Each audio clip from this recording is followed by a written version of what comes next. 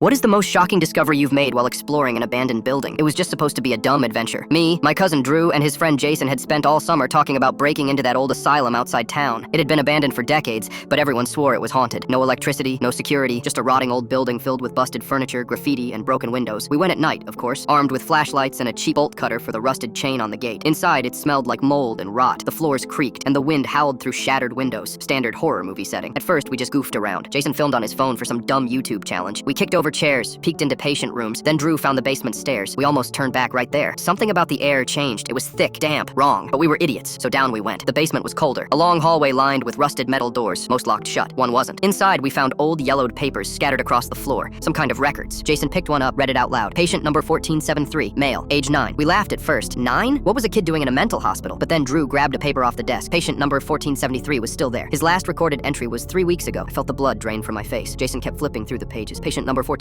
had been here for decades. No discharge, no transfer, just still here. There was a scrape in the hallway. We all froze. It wasn't the wind. It wasn't a rat. It was footsteps. Slow, dragging. Jason killed his flashlight. I could hear my own heartbeat. The sound stopped just outside the door. Then a whisper. Help me. Drew bolted. Jason followed. I was frozen for half a second before something scratched the door from the other side. I ran. We didn't stop until we were out of the building, out of the fence, and back in the car. No one spoke for a long time. Jason deleted the footage. Drew swore he'd never go back. I told myself it was just a squatter, some homeless guy using the place as shelter. But then I thought about the records, the dates, and how the voice sounded more like a child's. 3 weeks later, the asylum was suddenly boarded up. No trespassing signs everywhere. The entrance welded shut. Someone didn't want anyone going back in. And I still don't know if they were keeping people out or keeping something in.